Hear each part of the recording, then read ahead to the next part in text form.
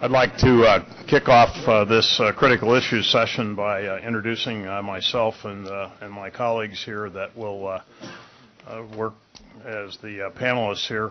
My name is Dixon Doll. I'm a founder and a general partner at a venture capital firm here in Silicon Valley that also happens to have a significant presence in both China and Japan. And I'll come back and say more about that here in just a second. I want to introduce on my right Stephen Krasner. He's a very distinguished, there's actually nobody in the booklet who's participating on the panels who's not very distinguished today, so I'll dispense with the reading of the bios. And he's a very, a number of multiple affiliations here at Stanford, which are, more than qualify him to do a good job on the subject of our panel today, which is U.S. and China economic relations. On my left is another good friend and colleague from SIEPR and the Center for China and India Development, Nick Hope, who was extremely well qualified to provide perspectives, as I think he's an avowed China watcher, among other things, and always has the latest perspective, including some things that you don't read about in the newspapers, to share with us as well. So I want to just lay out the ground rules, but before I do that, there's a housekeeping item. Nick handed out some charts. There should be 2 pages on everybody's seat there that essentially are updated pages to the prior stapled charts. I think there are like 3 or 4 pages in there. So please take the 2 individual charts that are in there and just tear out the last page in the stapled pack and replace it with the 2 that are in there. And he'll talk to some of the content in there as we get into the session. So the ground rules, we've got up to an hour and 15 minutes. If we end up a little bit early, that's okay, but I rather suspect that won't happen, but we'll see. The way we want to organize the panel is I will make some introductory remarks here in just a minute that involve my experiences in China, and then so I'll go for like 5 minutes, and then we'll let Steve have at it for anywhere between 12 and 14 or 15 minutes, followed by Nick with the same amount of time. And this should leave us with more than half of the time on the panel to engage in audience participation. So I think that you should plan now to think about the questions that you want to ask of the panelists here, and we'll hopefully have a very good and highly interactive session here. So my background is in venture capital. I've been in the industry for 25 years. I started out, spent 11 years at Accel Partners, where I was one of the first non-founding partner, and then after concluding my time there, I organized with a partner and co-founder David Chow a firm called once upon a time Doll Capital Management. It's now known as DCM. And our strategy from the very beginning was to focus on pursuing the venture industry in China. And we actually, my qualifications, I think, I've been to China, I haven't exactly counted them, but pretty close to between 25 and 30 times there over the last 11 or 12 years. We started the firm, and we've evolved toward where it's roughly a 50-50 proposition in terms of the way we allocate our investments, 50% outside the U.S. and 50% inside the U.S. And we've managed to experience a considerable degree of success in starting some early technology companies that we've managed to take public and things like that. And I think the subject of U.S.-China economic relations is a very important one here. We'll get into a lot of different dimensions on that in the discussion today. But I wanted to begin with a little story that of a personal experience that I had a number of years ago that I think helps put things in perspective about the importance of China and U.S. relations, and in particular how much the important Chinese value their relationship with Stanford. One of the things that we've done over the years, Nick, maybe you can comment on this in a little bit more detail here, is we've had a regular program of people come over from the Chinese government and the Indian government to spend time at SIEPR and to learn about all the things that are on their minds and the way the U.S. Systems work. And one time I can't even remember, it was like maybe 5 years ago that I got a call from SIEPR asking me if I could come over and spend some time with a distinguished visitor from China. So I came over and had the pleasure of spending about an hour and a half just one-on-one with a very interesting gentleman who was at the time I think the number 2 guy in the finance department, executive vice minister. His name happened to be Liu Zhiwei. He has gone on to become the head of the chairman of the China Investment Corp and Fund, and is now prominently being considered for a position in one of the most senior levels of the next generation of Chinese government, which will begin to transition in later this year, and the transition I think is scheduled to be completed sometime early next year, right? So a little bit of background then on to set the table on China. We should keep in mind, and these are just some random thoughts that I think that are about issues that I think are going to set the table for a productive discussion here. So first thing is that the Chinese government, much like the many other governments around the world, they're going through a big change now, and I think President Xi and Prime Minister Li are going to be the 2 new major leaders of the Chinese government going forward. In general, the government's economic strategy among people that I've talked to and read about and everything appears to be set through or up until about the years 2015 as a continuation of the policies that have already been put in place by the most recent 5-year plan. And these 2 individuals will be charged with identifying the problems and figuring out all the solutions and carrying China's incredible growth rate forward for as long as is practical into the next 5 to 10 year period. The Chinese economy continues to perform, at an astounding rate. Just recently went through some data from a J.P. Morgan publication.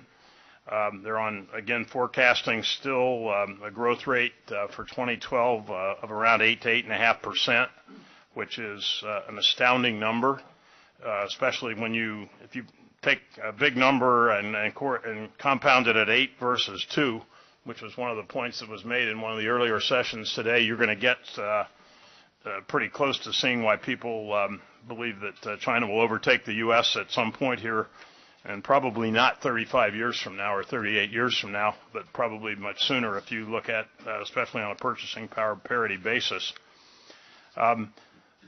In looking at the Chinese economy, the savings rate of the households and the central government revenues are at all-time highs. And households tend to subsidize everything in China.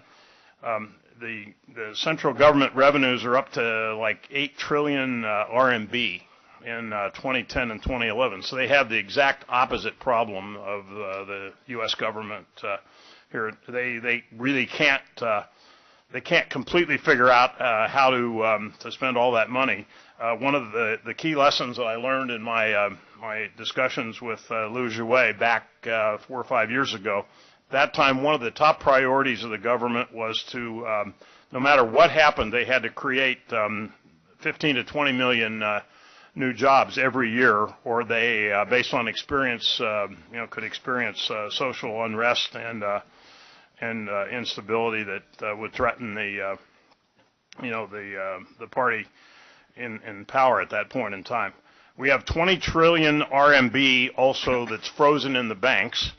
I mean that when I say households subsidize everything, they put, some of the money goes into the banks, but the banks have very, very high reserve requirement ratios of like 21, 22%. And the Chinese government has just finished a tightening cycle, and they've begun to ease. And my calculations or information said that there have been 2 steps so far on the easing.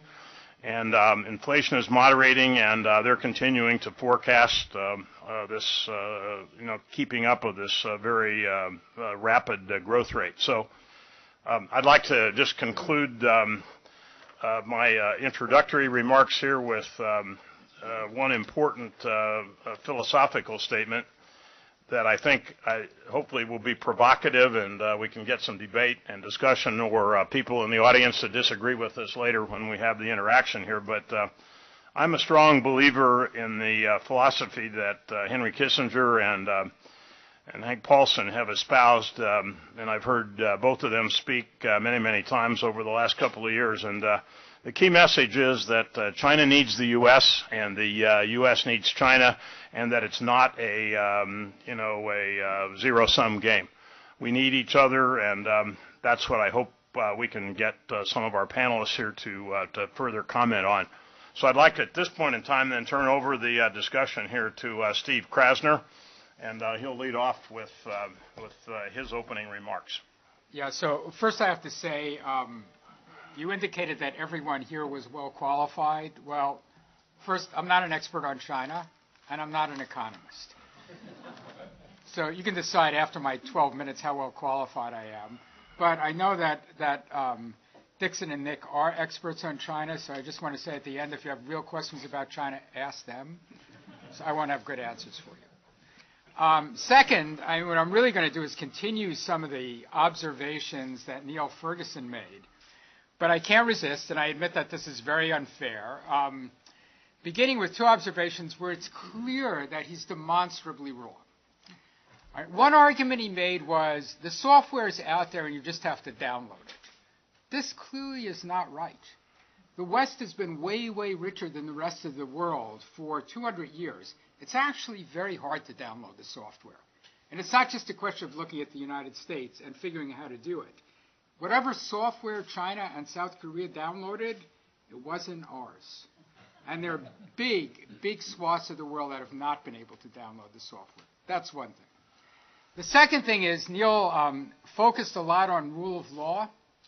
Whatever we can say about China's growth and South Korea's, I think, very dramatic growth over the last 30 years, these were not rule of law countries to start with, guys. There was no rule of law in Korea. It was crony capitalism. It just worked great. So I just want to say, at least some of the things that Neil said I thought were a little problematic. All right, so what I want to do, though, is focus, in the 10 minutes that I have left, on U.S.-China relations. Say something about U.S.-China international relations, which actually is an area that I work in, and where I think we can say some things with some confidence, and then say something about the consequences of U.S.-China relations for America's domestic economy, both on the economic side and on the political side. All right, so let me begin with a few observations about what might happen if we're looking at the international environment. All right, it is clear that we're going through a major power transition, and there is a standard argument in the international relations literature that says that power transitions are really dangerous, and the exemplary case of dangerous power transitions is Germany at the end of the 19th century and the beginning of the 20th century. That was not a good story. Very rapid economic growth, tremendous increase in German power, 2 major world wars, tens of millions of people killed. All right, the question is, are we in an environment now where we ought to worry about the power transition actually leading to major conflict between the United States and China, including potentially military conflict? So this would be the zero-sum world. And the answer here, I think, is no. And to get to that answer, I think it's worth looking a little bit at what were the issues that people saw in the power transition literature as being critical. So there were 3. One was struggle over territory. And here, the big change in the post-1945 world is states don't disappear anymore. The world of conquest, which is what characterized international relations for millennia, in which you had fighting, conquest, states either divided or actually conquered and disappeared, that's basically stopped in the international system. So if you look at states that have disappeared since World War II, there is actually only one single state that was a widely recognized state that actually disappeared. And if you're still alert at the end of this session, I'll tell you what that was. The second set of issues has to do with spheres of influence. That is, and this is an area I think where you can see not zero-sum tension, but more tension between the United States and China. And I think where we can see pretty clearly where things will go. The big question in East Asia is, what will the relative influence of the United States and China be? The Chinese would clearly like to push us out of East Asia, the U.S., more or less out. They're not enchanted by the fact that we have these strong bilateral relations with Japan and Korea. They're certainly not enchanted by the fact that we're committed to Taiwan. They'd prefer to expand in the East China Sea without having to worry about the reaction of the U.S. So here's what I'll make a prediction. Here's what I think will happen. I think the United States is going to stay fully engaged in East Asia, that engagement is going to increase over time. I'm going to read a quote, and this is a quote from Obama, President Obama's Canberra speech, which he gave last November, in which he also announced that we were going to base Marines in Australia for the first time. In Darwin for the first time since actually I think the Second World War. So here's what Obama said. As we plan and budget for the future, we will allocate the resources necessary to maintain our strong military presence in the region. We will preserve our unique ability to project power and deter threats to peace. We will keep our commitments, including our treaty obligations to allies like Australia. And we will constantly strengthen our capabilities to meet the needs of the 21st century. Our enduring interests in the region demand an enduring presence in the region. The United States is a Pacific power, and we are here to stay. All right, look, despite, whatever we're looking at in terms of power transitions, GDP changes, China's a long way, decades away from actually being able to challenge the U.S. militarily. And the U.S. has a huge interest in maintaining a very strong military presence in East Asia. So I would not expect to see the U.S.-Japanese, U.S.-South Korean alliance deteriorate in some way. But we shouldn't think that the Chinese are going to be happy about this. They're not. They're going to continue to kind of push and shove. Where I do think you're going to see an expansion of Chinese influences in Central Asia. There's no balancer there. Russia is not going to stop its decline. We don't have the ability to project power into Central Asia. It's very, very hard to imagine with Chinese energy demands that their influence in Central Asia won't increase over time. All right, and finally, international regimes. And here's where you're going to see a lot of rubbing and pulling and tugging between the United States and China. So China's clearly benefited from the contemporary international system. Its membership in the WTO has brought tremendous benefits. When I was in the State Department at policy planning, Bob Zellick was a deputy, and he developed this notion of China as a responsible stakeholder, which basically meant China shouldn't free ride on the system. All right, China is going to free ride on the system. How could we expect it not to, by and large? It's still a relatively poor country. They have tremendous domestic political demands. When they're able to free ride, they will free ride, and we're going to see a lot of rubbing and pushing on the issues like the Internet, intellectual property rights. These are issues you're all very familiar with. A series of international questions like, how do we treat North Korea? Exactly how much are we going to intervene in Syria or Iran?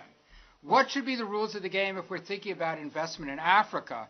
Do not expect that American/European interests are going to converge with those of China. All right? That doesn't mean that you're going to have anything like armed conflict, but it does mean that you're going to have a lot of pushing and shoving in terms of the nature of the international regime. And in some ways, underpinning this is the fact that China's China, guys. It's been around for 2,000 years. They didn't download our software. They had their own software, and it's not ours. It's a software which is much more based on hierarchy than it is on individualism. It's much more based on bureaucracy than it is on a legal system or on lawyers. It's not the same software in terms of our domestic political values and the way in which our polities are organized domestically. So There will be pushing and shoving in the area of international regimes. There will be hard bargaining. That does not mean that you're going to have anything like military conflict. I do want to end with something that I hope will be, I was reluctant to say this, but after listening to Ferguson, I thought, what the heck. If you're and that is to think about the domestic consequences for the U.S. Look, I think we should really be worried about the U.S. Maybe for the reasons that Neil Ferguson said, but here are three things that are clear, not ambiguous. One is median income in the U.S. has not grown for 30 years. It's gone from like $40,000 to $42,000. Second, we have very high income inequality, the worst in the OECD, and it's growing dramatically. Third, we have the third worst intergenerational mobility in the OECD. The American dream is gone. It's gone. You're a high school graduate, your kid goes to high school, he ain't going to Stanford. Okay, unless he's a minority and he's pretty smart. But otherwise, he's not going. He's not going.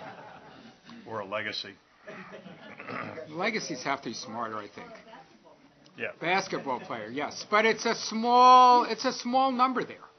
You know, look, I was standing in line in Costco the other day, one of my favorite places, and there's a guy in front of me in line who's about 50 years old. He's got on a fairly expensive set of jeans and tattoos down his arm. And I'm thinking, and we could think this, what exactly is this guy's role in the American economy? What can he be doing? And what are his kids doing? And the answer would be not good things. And he knows that. People know that. This is not the kind of American dream that's part of American mythology, and that was still true 30 or 40 years ago. All right, so what are the causes of these kind of three things? That is, flat median income, high income inequality, lack of intergenerational mobility. All right, there are two things that you can point to. I think, and really only two things. One is technological change, which is reduced demand for labor, especially unskilled labor, and the second is globalization. There were, I thought, two really fascinating articles in the last few months in Foreign Affairs. One by these were both by Stanford people, and I didn't pick them out for that reason. It's just that Stanford people are inherently more interesting. So Spence's argument was, you know, that globalization is a real problem. And most economists actually hate this argument. You know, their argument is, if you look at the fact that unemployment levels in tradable goods and manufacturing has been flat in the U.S. It's a result of technological change. And most economists hate the argument that says, no, this is really part of globalization. So here were Spence's policy prescriptions. They're standard ones. Improve education, invest in new technologies, invest in new infrastructure. Frank Fukuyama had an article actually in it was a January-February issue of Foreign Affairs, in which he said, look, we should think differently about globalization. Globalization, he argued, has become an ideology. There's no way in which people can argue against globalization and in a way without appearing to be know-nothings. But if you ask, if we want to have a robust democracy in America, we're going to need a robust middle class. And whatever trajectory we're on now is not a good trajectory if you're thinking about the position of the middle class in the United States.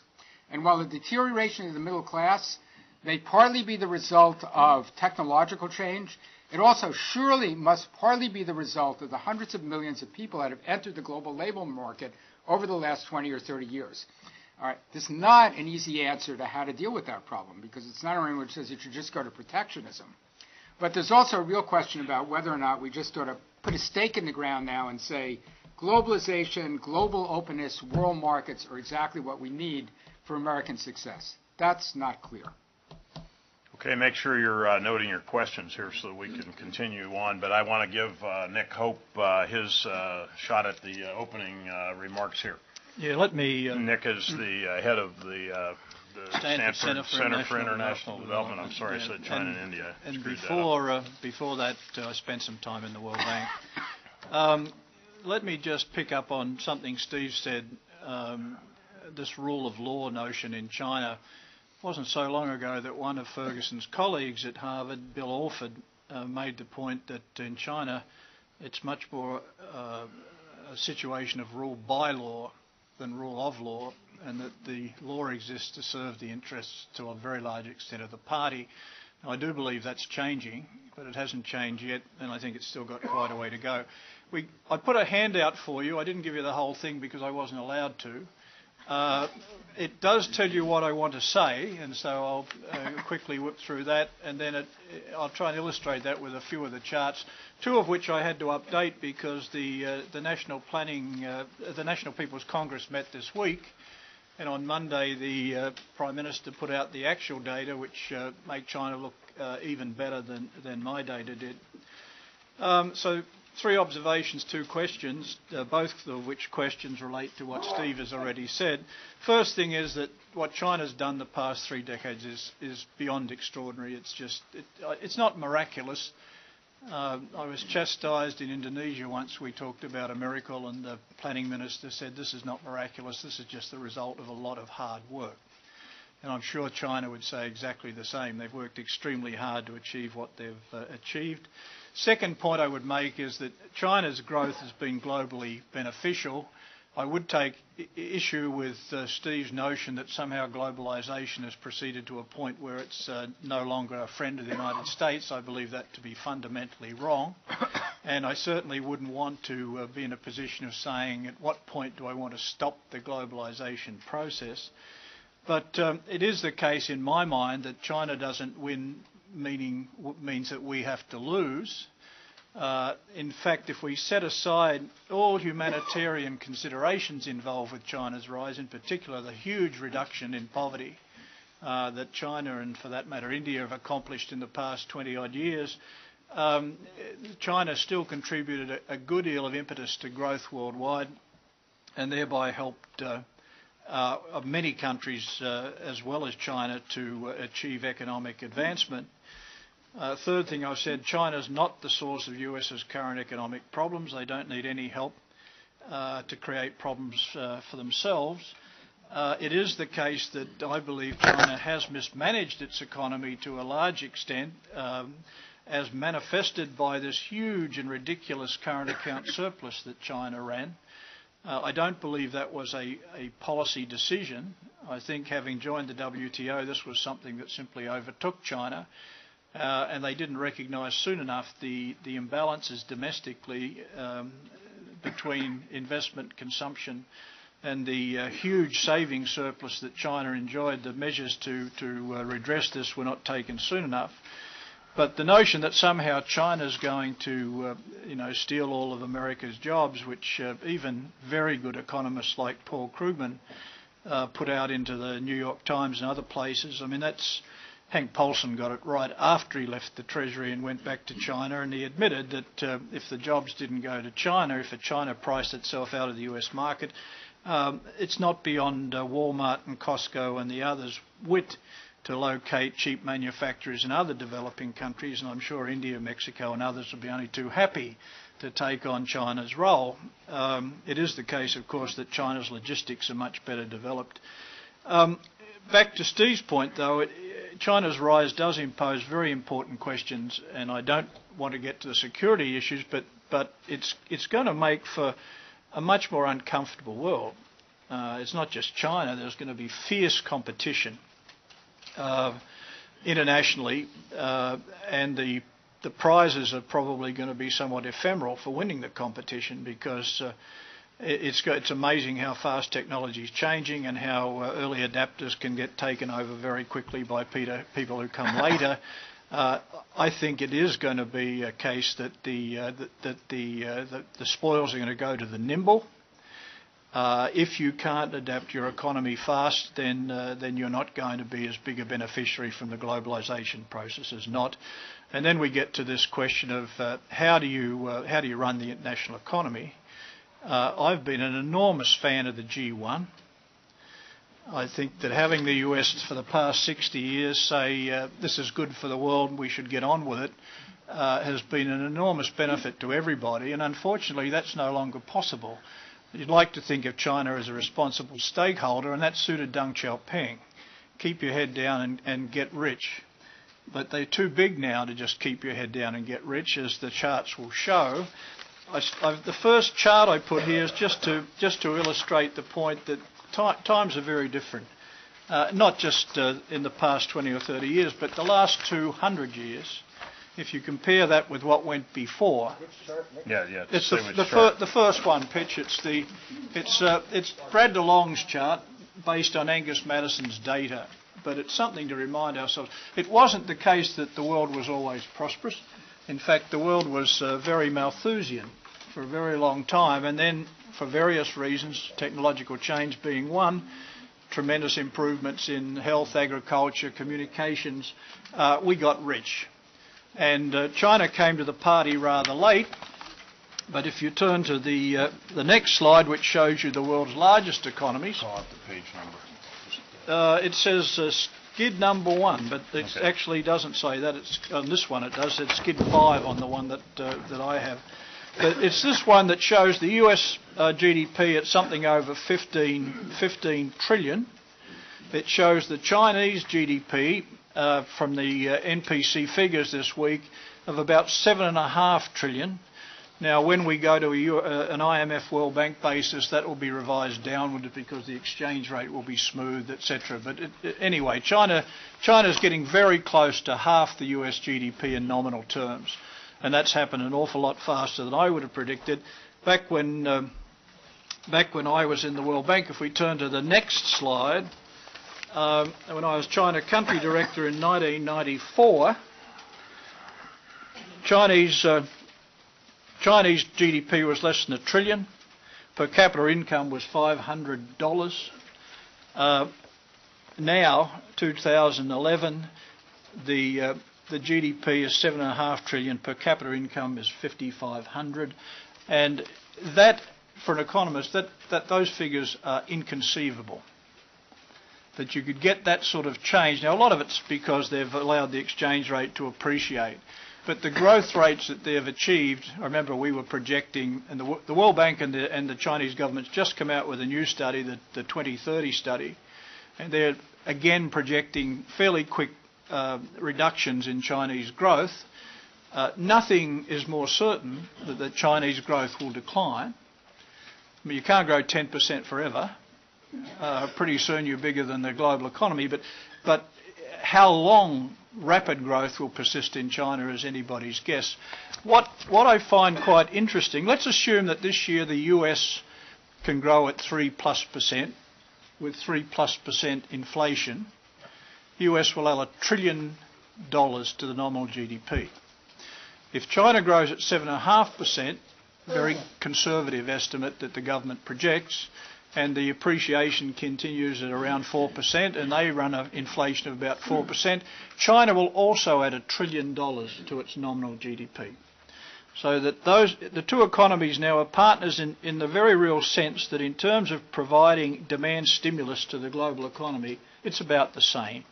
And that also was inconceivable 10 or 15 years ago, that the amount of stimulus coming from the Chinese economy for the global economy would be the same as that from the United States.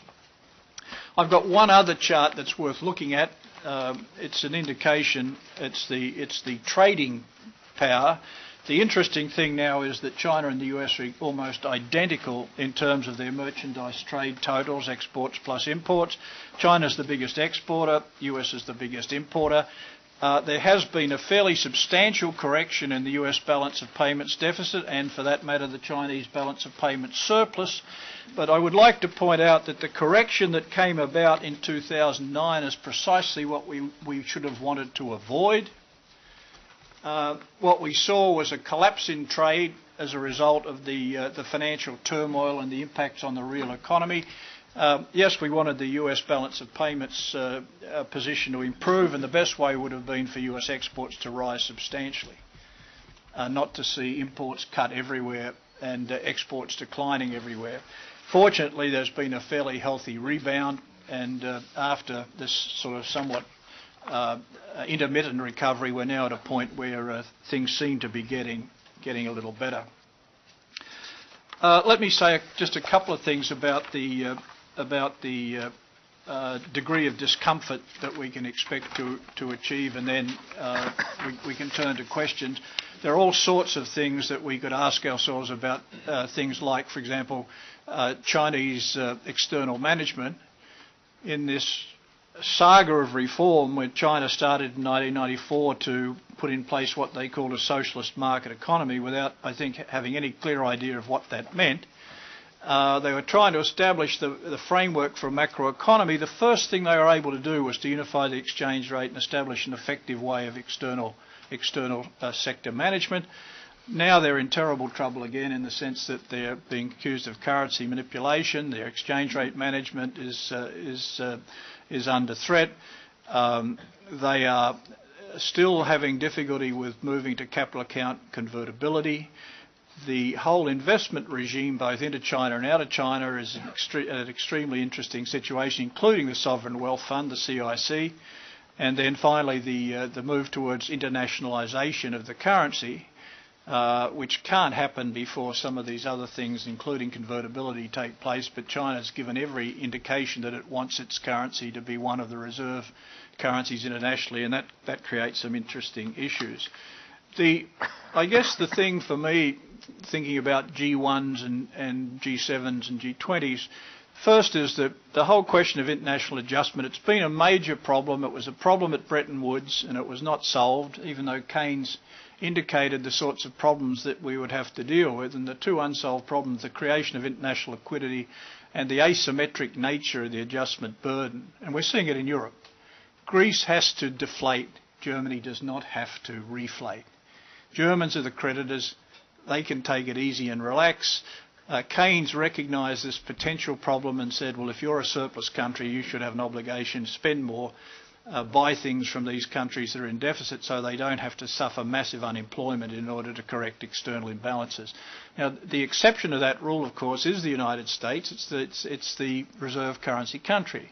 The US runs a big deficit. There's a big demand for dollars. Not as big a demand for dollars as there is supply currently. Fed's been very liberal over the last few years, but in fact, because the US is the reserve currency country, it can fund a balance of payments deficit without the need for correction. How that sort of situation gets resolved in future, I really have no idea. How will the burdens of adjustment be allocated between countries that are running deficits and countries that are in surplus? We need a way to harmonise economic policy in ways that create a healthy global economy. The G7 was the mechanism, and as I said, within that G7 we've got the US was the significant voice. Will the G20 replace it? We heard this morning there's quite a big brief for the G20. John Lipsky spoke quite positively about it, although John himself would prefer the G24, which aligns with the IMF board seats. The G24 would represent all countries. My concern would be even more risk then that the G20 becomes, or G24 would become just a talk shop, like the United Nations. How does it become a decision-making body? What we've seen out of the G20 is, to my mind, at least quite encouraging in terms of the response to the financial crisis, in terms of the need for global stimulus to try and ensure that we didn't plunge into something that looked like the Great Depression.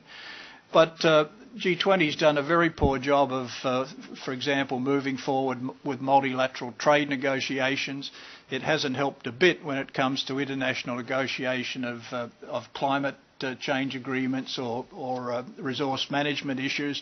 And it's not clear to me that when it comes to the impact on the real economy that there's going to be very easy ways to resolve things through a forum that's this big.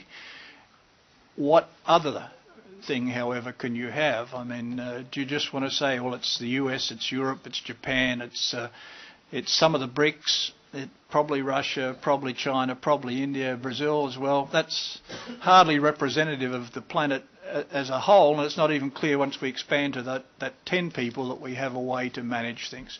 So I'm looking to a future which, as China moves beyond responsible stakeholder and has to become full cooperative partner in the way in which the international economy is run, I don't know whether we have a way to run this thing without conflict. And it's not military conflict I'm talking about, it's just the way in which sovereign economic interests are going to be resolved somehow in an amicable way that allows the global economy to prosper.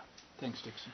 Before we open it up for questions here, I wanted to just make a couple of other brief observations so that it doesn't sound like we're not presenting a balanced discussion on China. There are many issues in China right now that are non-trivial, and I'm not stating the following points in order of importance, but the environmental issues in China, and especially in the largest cities over there, many of you that go there know how serious they are.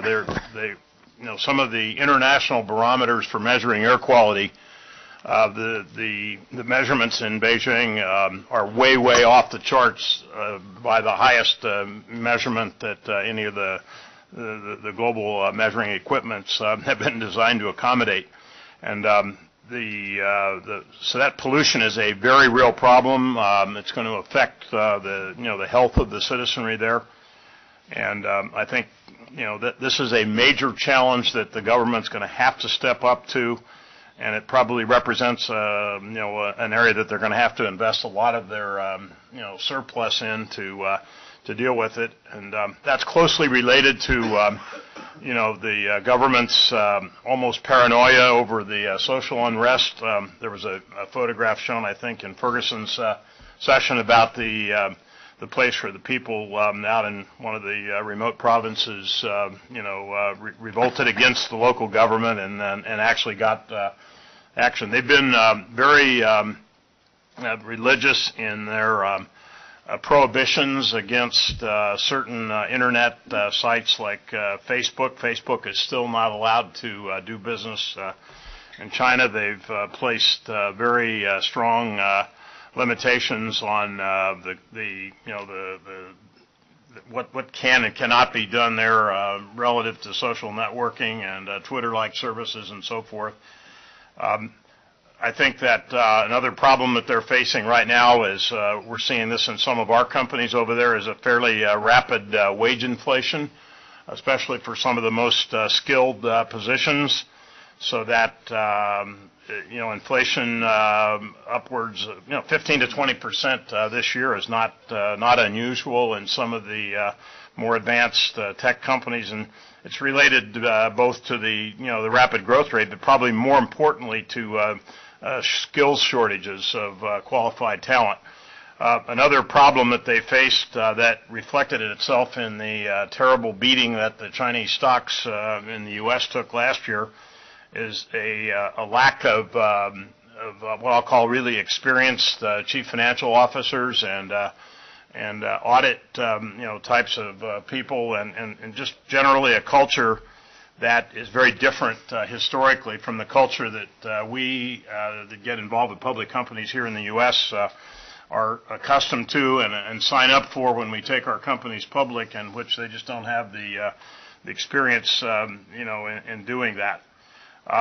Their capital markets are still relatively immature. I think it's fairly fair to say that most of the venture-backed startups that have actually looked at going public or actually gone public over the last couple of years, and that are looking at it this year, continue to pick the U.S. capital markets as the preference, because although Chinext and some of the other newer exchanges are working diligently to become alternatives to the U.S., the major institutional investors around the world still don't view those capital markets as being ready for prime time. I'm not really speaking to the Hong Kong market for large cap companies either. I'm speaking mainly about and the final comment then would be this issue. Last year was the first time that China has reduced its yearly holding of treasuries since 2001.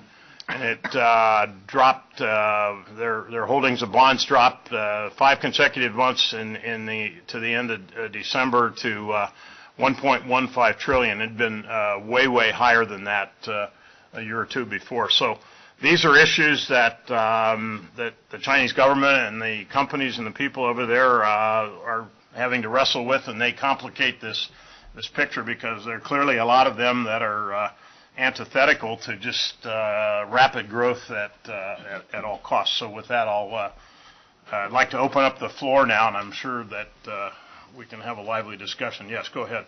China is in transition from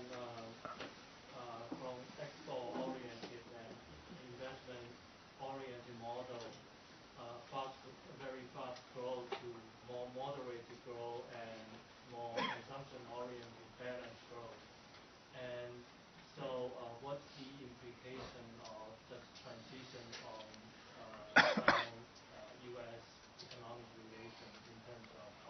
first on that one. It's a question for Nick. For me? Repeat the question. China's in a transition from an export-oriented economy to a more domestic, focus, and that implies, I think, slowing down the growth rates a little bit. So, what are the what was the last part of the question? Okay, what are the implications of that on China-U.S. economic relations?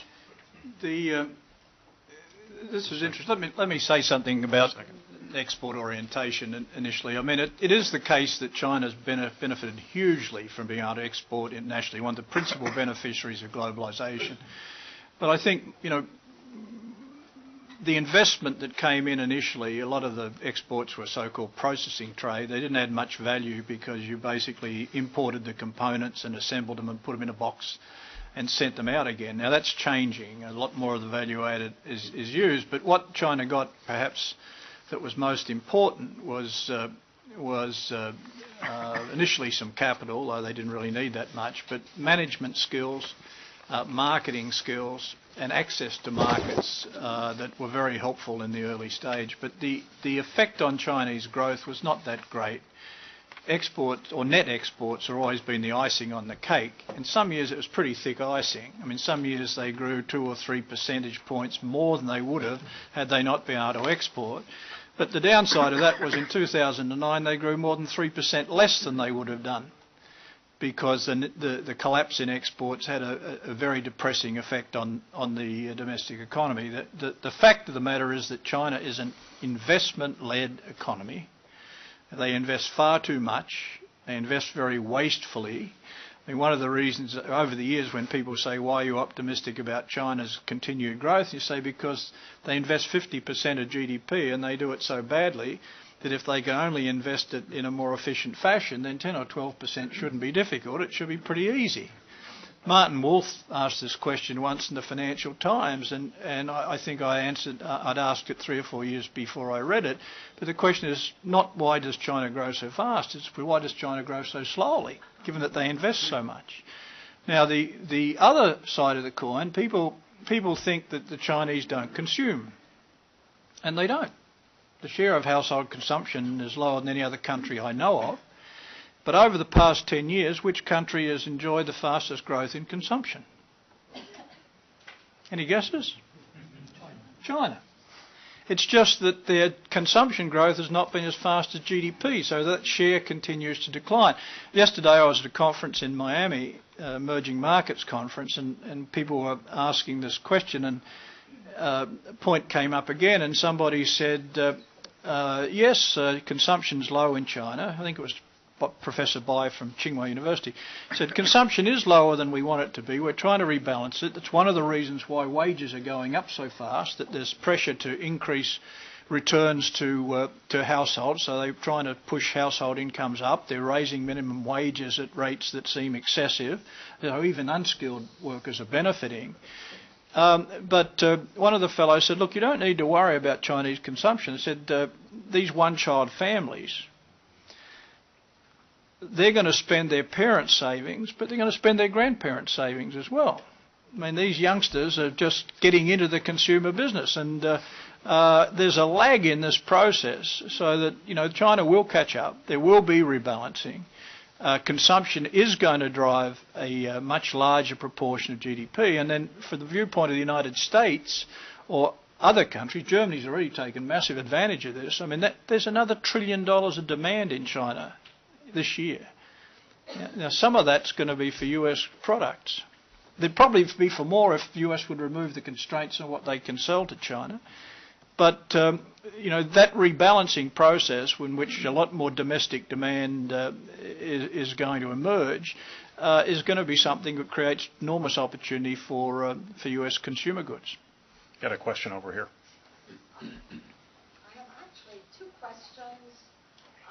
One of them has to do with the fact China's growth.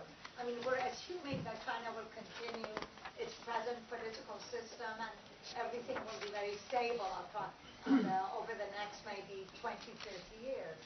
And yet the middle class in China has been growing rapidly. And this may have a very deep impact on the political system. And as the example of that rebellion in the village indicated, the Chinese government didn't react to it the way they did in Tiananmen Square. They were accommodating, etc. The other problem I think China faces right now is the question of the disparity between rural and urban areas, which also is going to have an enormous impact on what they will be doing in the next 10, 20 years. Not to mention the fact that their population will be going down. Can you ask your questions, please? No questions? That's it. That was a statement. What's the question? What impact will these have on the economic growth of China? Okay. Because these are very serious You want to take a stab? problems, and I don't think we've really addressed. Right. So addressed them. let me take the economic growth and political transition question. So probably the most well-validated theory in terms of political development is modernization theory. And modernization theory says economic growth leads to a larger middle class, changes in attitude, democratization. The empirical validation for this over the last 200 years is really pretty good. The exception actually is the Cold War because of intervention by the Soviets and the Americans into countries that would otherwise have transitioned to democracy. So to the extent that we know something about this in political science, which is partly the empirics and partly a set of analytic causal arguments, you would predict that you would have a transition in China towards democratization, but the counter to that would be there's a very different historical trajectory here with a very different history about the way in which the state has functioned. And, while I'm giving you a kind of generalization which is statistically robust, it doesn't affect every country. So if I were forced to bet, yes, I would say there would be the transition to democracy. But that's only if I were forced to bet. I wouldn't bet my mortgage because we can't be that. To the extent that we know, we can't be that sure. And you can certainly tell a story about how China might be able to maintain itself. The internal disparities, I'm going to turn to you guys. Yeah, let me, you've raised, when people ask me what's the threat to Chinese growth, and I say, well, I know nothing about security issues and I really don't want to talk about the environment. There are three things: incomplete reform, and I look at the financial system, the enterprise system, which seems to be drifting back more towards state capitalism and less towards a freer, more open market system. But the incomplete reform issue, the government's aware of that. They're also aware of the inequality problems that you point to, and they're terrified of those. This is probably the reason why we saw this, election, and they elected the leaders of the rebellion. It'll be interesting to see whether those guys can resist the temptation to become corrupt. But now that they've got the foreman's job, but let's hope they do. But the third thing, precisely the point you make. How do you give people in China a greater voice in their own governance without undermining the one-party system? And if you look at urbanisation in China, it's now 50%, a bit more. There's a huge emerging urban middle class. And my argument is to say that just like wealthy people in cities anywhere in the world, they're going to be concerned about what? Well, schools, hospitals, housing, public transport, trash removal, sewerage, reliable water supply, reliable electricity, all the sorts of things that concern people.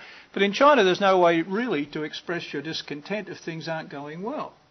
If you're the party secretary or if you're the mayor, you've been appointed by Beijing. You can try social networks, but that doesn't last very long. Well, it's interesting because at this conference I mentioned yesterday, that was precisely the thing. They said Weibo, the equivalent of the Twitter system in China, is in fact where the opposition's emerged, and people are trying to pay close attention. It's the service offered by Sina, Weibo, which is their version of Twitter. And it's monitored and censored by the government too. So. My argument would be that at a certain point the government has to respond to this. When I've discussed this with people in China, I've said, well, the government's not doing anything. Does that mean they don't recognise that this is an issue? And a fellow that responded very well, he said, no, they know that it's a major issue. They know they've got to do something about it. They don't know what it is. And each successive government now is just praying that nothing will go seriously wrong during their watch, that they get their 5 years out of the way and then let what happens.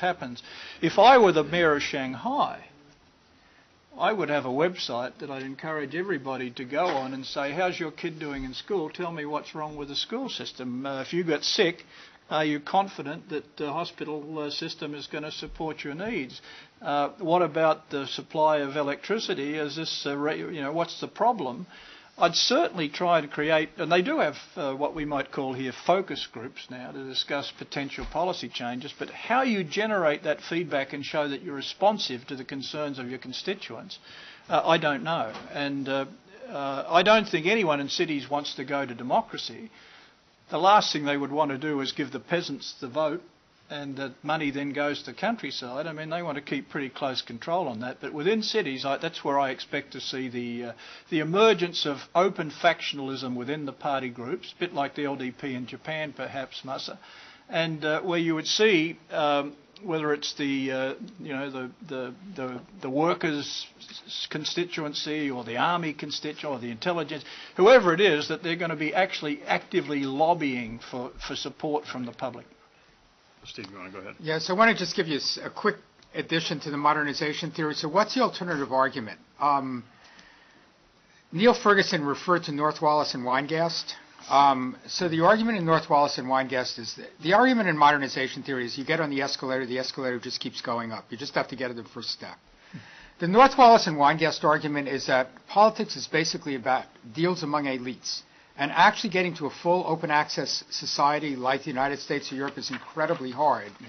And that you can get on the escalator and the escalator can crash and you can go down. So I don't want to say that I think China will fail, but you can't say at this point that there's something guaranteed. If you take North Wallis and Weingast, it's a very different perspective than modernization theory, and it does say that China hasn't made that transition to a full open access order, and we cannot be confident about how that will take place. Absolutely right. I mean, following on what Nick just said.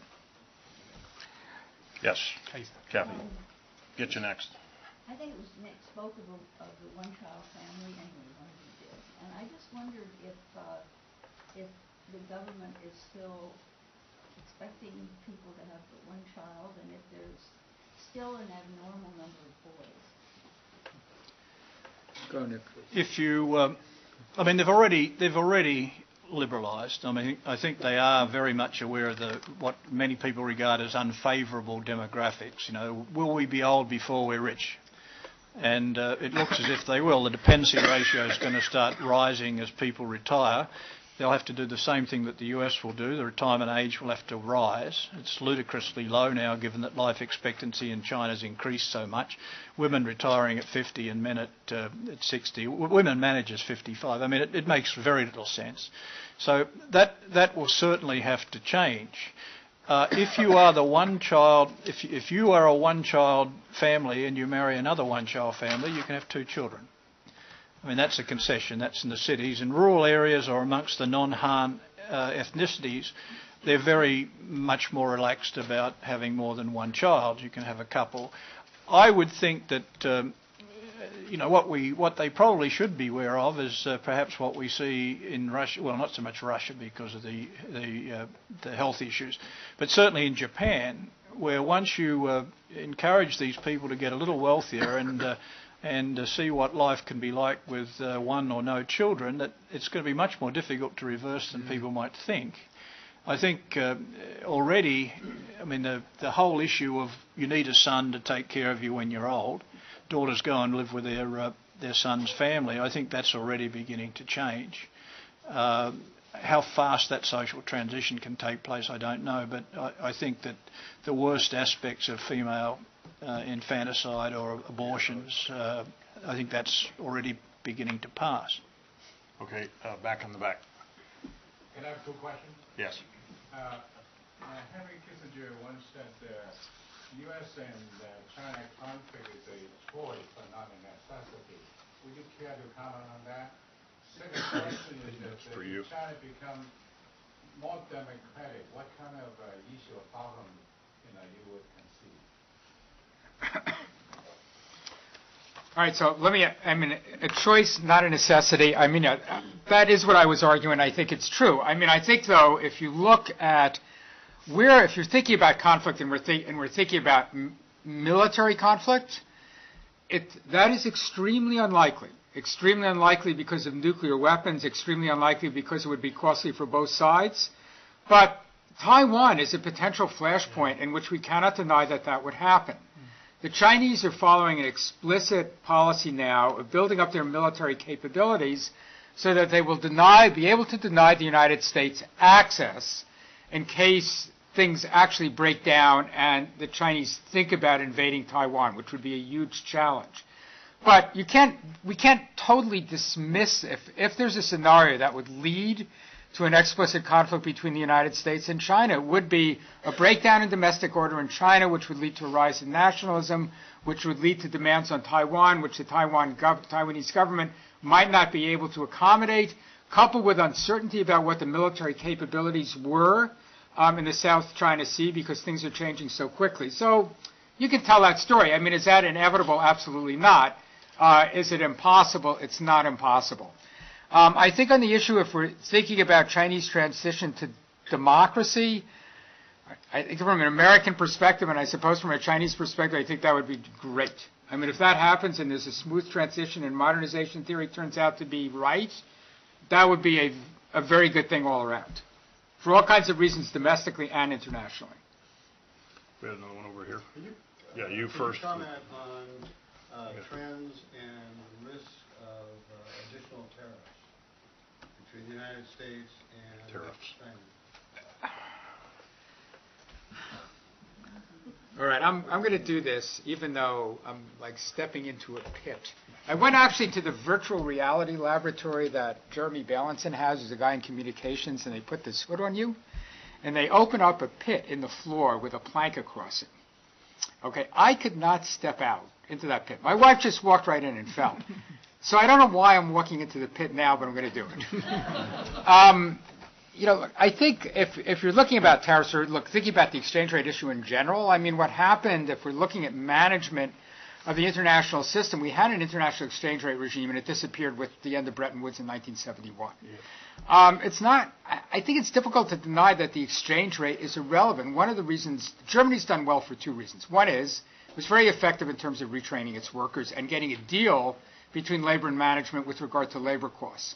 But the second reason Germany has done so well is because it has an undervalued currency, the euro. If they still had the Deutschmark, they'd be not such a great export power. So this issue of, it's not like totally, all right. I think the United States ought to think more seriously about pressuring China, although I realize there are macroeconomic issues here which could be corrected for the reasons that Nick alluded to. That is, if you really had increased consumption in China, reduced savings, the problem would go away from the macroeconomic side. But I don't think you can dismiss real tariff conflict or exchange rate conflict between the U.S. and China. It hasn't happened yet, and it's interesting. We have not seen it in the political campaign either. But there's a left populist view, which is waiting to be articulated. Obama hasn't done it. But, look, we could do it in this room. So thinking that this problem is just never going to come up, it could be wrong, but it might not be wrong. I mean, you could easily see how it might emerge. You could even see it emerging from a kind of populist nationalist right perspective. Yeah, I hate tariffs, and the tires. There are things that really aggravate me, but it's quite likely, given the Congress, that these things are going to happen. And the only thing you can tell the Chinese is, given that you're not appreciating the currency freely, then you've got to expect some of these things periodically. It's an aggravation. But don't shoot yourself in the other foot. Once the US has shot you in your left foot, you don't then shoot yourself in the right by getting into a trade war and erecting barriers. I mean, why would you put barriers to US soybeans because someone here has decided that you're not going to be able to sell automotive parts in the United States? As I said earlier, a free trade regime in an increasingly globalised world is going to be very uncomfortable, and it will be very uncomfortable for precisely the people that Steve talked about. A lot of the middle-class manufacturing workers in the United States who are no longer middle class or even in manufacturing. And that is not something that I'm necessarily comfortable with as a citizen, as a resident of the United States. But when I look at what's been happening in China and India and the improvement in the well-being of nearly 40% of the global population because of their engagement with the international economy, I'm not prepared to tell those people we don't want you to improve your lives because it's at the expense of some factions, of some members of our society. That's just not on internationally, it seems to me. I got a couple more and then I'll get yours. Okay, hold on. You said that economic policy is set through 2015 because of the 5 I said that, yeah. I'm sorry. Yeah. Okay. Sorry. Yeah. Nick, you just said that you were concerned that the Chinese government is actually reverting to more state-controlled enterprise. There was, as you know, a report from the World Bank, and I think also co-authored by the Chinese government. DRC, the Development Research Centre. You Yeah. actually called for more opening up for the state to sort of remove itself. It got a lot of press, a lot of players, I understand it, in the Chinese press. Yes. So I'm wondering, is that likely, or is that just going to be just another report that's sort of put on the shelf for the next few years, or might something happen? Let me take this one because I suggest you read, there's on the SCID website, there's a talk, the Kuo Shiliang Memorial Lecture given by a very, very senior Chinese economist, Wu Jinglian, who was the head of the DRC for quite some time. He's now a gentleman in his 80s, but he very starkly set the scene for China. State capitalism down one road, the other road is greater freedom, rule of law, more democracy and greater privatisation. I think what you're seeing in China now, you see real concern amongst the reformers that this move to state capitalism is something that the government itself may favour. Certainly the state enterprises favour it. Most of the people who live off the state enterprises favour it. I think that it got a tremendous push through the stimulus that was all channelled effectively through banks lending to special purpose vehicles at the local subnational government level by and by large. And I think we are seeing a real political conflict beginning to work its way into the Chinese public debate. Even the People's Daily apparently wrote and said more reform, even if not perfect, is better than running the risk of collapse, which I found an extraordinary statement. The other thing that's quite extraordinary, this is parenthetical, if you read the National People's Congress speeches this year, one of the things that's absolutely striking, there's no references to Marx or Lenin. There's no reference to Mao Zedong thought. They give a Guernsey to Deng Xiaoping and also to the three represents. But, I mean, an era has passed. It may not be the era we want to see, but all that other stuff, the hardline communist, capitalist, Marxist struggle, all this, that's all gone. Politically, I love issues. There's three here, and then you if we have time. Okay. Okay. You're next. Okay. You've been patient. Thank you. Can you comment on the role that Taiwan is going to play in China's economic performance and outlook? And I mean, not politically, but the growing economic ties between the two countries, which seem at odds with the sort of chilly political relations. Go ahead. No, if you're asking me politically, I could give you an answer. But if you're asking economically, we have to turn to Nick. Okay. Yeah, actually, let's go back to politically. George Shultz says it best. He was there at the beginning, and he said, one country, peaceful means. At a certain point, if this economic integration continues without, excessive disruption, it's going to be far too costly for either country to initiate any sorts of fierce military action. And I fully expect that Taiwan will eventually get, a Hong Kong deal only better. They might actually be allowed to run their foreign policy, for example, but they're going to be integrated into China. That's clear. But at the moment, there's, 1 million Taiwanese living in and around Shanghai, Wuxi, in that area, the head of the dragon. I mean, almost all these fabricating plants that have been built in China are being built with Taiwanese investment. Yep.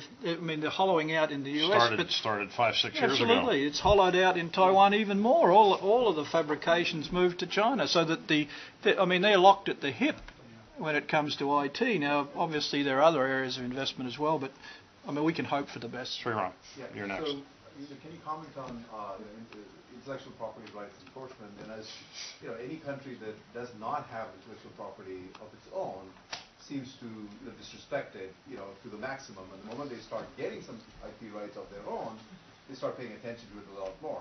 How far do you think they are in terms of their evolution to really, becoming totally advanced in respecting IP rights along the lines of what another developed country might do? We said the legal system's a bit wonky. It's not clear that they're going to support you, and particularly not at local government level. But I think you're precisely right. I did a piece of work for the Asian Development Bank some years ago now on enterprise development.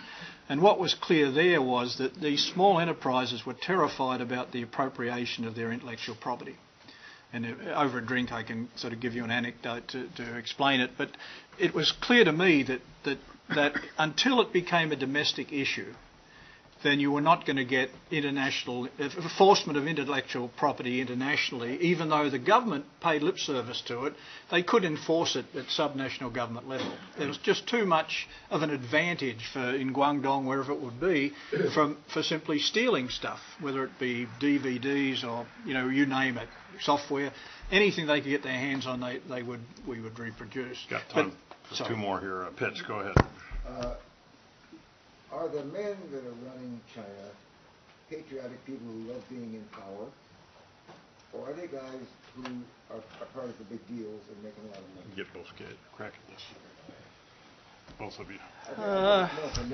Well, yeah, I'll try a quick one. I mean, and this is a Frank Fukuyama phrase again. I mean, the problem with China is since there's no constraint on the government. So as long as you have basically good emperors, things can be great. Yeah, absolutely right. And well, there's a lot of rent seeking in China, that's for sure. And that's why thinking about state-owned enterprises or the role of the PLA, people in that position not going to be happy to give it up. But the people at the top actually look pretty good. But that isn't to say that they always look good. We only have to go back 30 years to Mao, who killed more people in the 20th century than anybody else. Maybe killed more people than anybody else in world history. Yeah, So it's... Because they spent a lot of time in Russia. Yeah. Well, I mean, back to Ferguson again, I mean, not everyone can be Lee Kuan Yew, I guess, and, run things in this way. But I don't think anybody at the top of the pyramid in China is hurting in terms of quality of living standards or anything like this. But I mean, I do believe that corruption is endemic to the system. It's the way it works. The big guys don't get caught very often, but every now and again they'll shoot a somewhat smaller guy, just to remind people that they shouldn't overdo it or abuse it. When Li Peng and Jiang Zemin were sort of, at loggerheads, not openly, but they were knocking off each other's supporters in various cities for corruption, and I get your guy, well then you get my guy. They realised that a lot of competent people were dismissed from their positions by that, and they sort of called a truce at a certain point. But I think at the top, China's probably not as bad as Indonesia was when I used to work there. Dave, you get the last question. Last question. Based on your comment that hardline communism is kind of a thing of the past, what influence, maybe this is a little obvious, but what influence does China really have over North Korea right now, and where do they want North Korea to end up?